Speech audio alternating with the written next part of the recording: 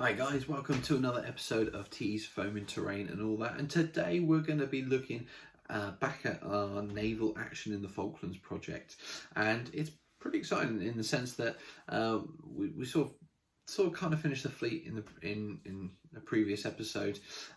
Today we're going to be looking at the Argentines and starting to build up their forces, so that at some point I can actually use them for playtesting and do some games.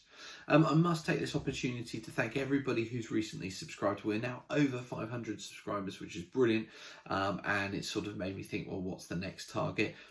550, 600, something like that. But anyways, it's not necessarily about the numbers, but it does mean that it gives me a real enthusiasm and energy to keep creating content. So thank you everyone who has continued to watch, subscribe and like videos. It's really appreciated. So, as I said, today we're going to be looking at the start of the Argentine naval force. So without further ado, let's go down to the workbench and get started.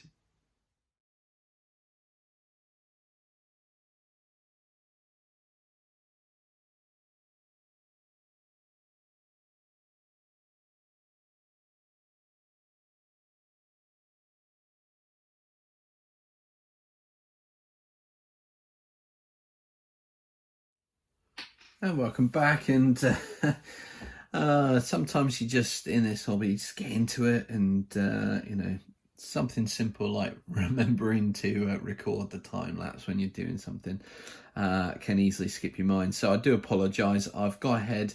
I went and primed the bases like I said I would yesterday. Ironically, actually, I sprayed them and I left them outside drying. And I sat in the front room thinking, I think I was watching the TV, and I started hearing something. I thought, oh, sounds like rain. About 5 minutes went on, I went, oh, it's raining. I ran out the back door. Yeah, my box that I sprayed these on was absolutely soaking, and there was quite a bit of water on these bases. Now, luckily, because I'd already primed it, that acted as a good coat protection. It didn't get into the base, the MDF base, so they're fine. And I only tell you this because I think it's quite ironic that these ships have actually seen real water. So, hey, funny little anecdote. Never mind. Right, moving on. So, prime them. I've just done the base colour for the bases, and I'm now going to go through the dry brushing process. I'm going to start with my turquoise lagoon cheap acrylic paint. Get a nice heavy dry brush on that, and then I'll move on to the white with the white dry brush, and then some sort of white detailing on top of the bow wake and the propeller wake. So I'm going to do that, and then we'll be on to painting the ships themselves. So I'll do a quick time lapse and let you see what I'm doing. And then yeah, we'll crack on with the painting the ships. And again, I think I'll probably just keep rolling the time lapse. So the ships are going to be the same grey, a dark grey as the Royal Navy ones, and then with a GW Noon oil wash, and then some lighter grey highlights, edge highlights, with that. These I'm going to check some pictures just to make sure that I'm not missing any markings. Or the flight deck, I'm going to use something like a pewter grey, sort of a slightly greenier grey, I guess, just to add a little bit of difference, maybe some details for the flight deck markings. But again, they're going to be very small, so we'll see how we go with that. And then it'll be a case of painting up the name tag squares and writing the names with white paint, which could get exciting, particularly as two of them have got some rather long names.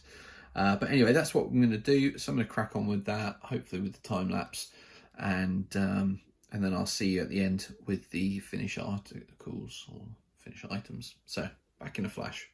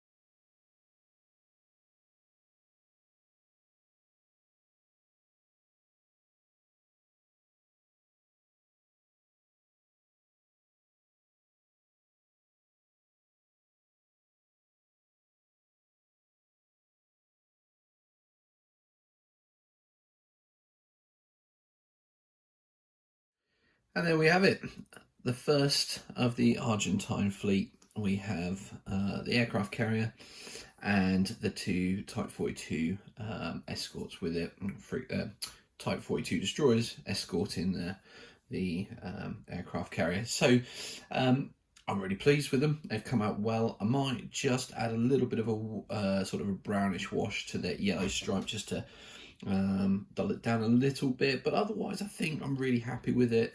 They've come out well. I think they're going to look good with the other ships. I have to say, I think the Argentinians need shorter names on their ships, otherwise I'm going to need a whole base just for the names. But apart from that, yeah, I joke, but yeah, I really like these ships. They've come out really nicely. My hope is that the General Belgrano model will arrive hopefully this week, but I haven't had any notification to say that it's been shipped, so I can't guarantee that's going to arrive. If that's the case, then I may well decide for next week to go and do some of the British reinforcements I've got, or maybe we'll look at something else. I'm not 100% sure. As always, it's a little bit of a kind of see what time I've got and see what figures I've got available. But I am getting through the piles of lead, which is great. I am getting terrain done. I am getting closer to having more of my projects ready to be played, which is the main goal.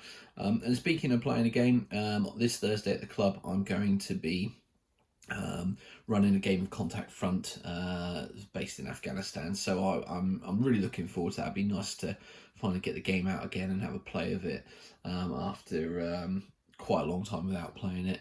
I don't know. Maybe I'll take some videos of that. I don't know. We'll see. But anyway, as usual, if you are enjoying the videos I'm putting out, even if they're not necessarily your cup of tea, maybe naval wargaming isn't your cup of tea, but maybe you still appreciate the videos, you know, consider subscribing. As I said at the start of the video, we're over 500 subscribers now. You know, the next kind of goal, I guess, is 550. Be exciting to hit that, even 600, and just see where it goes, really.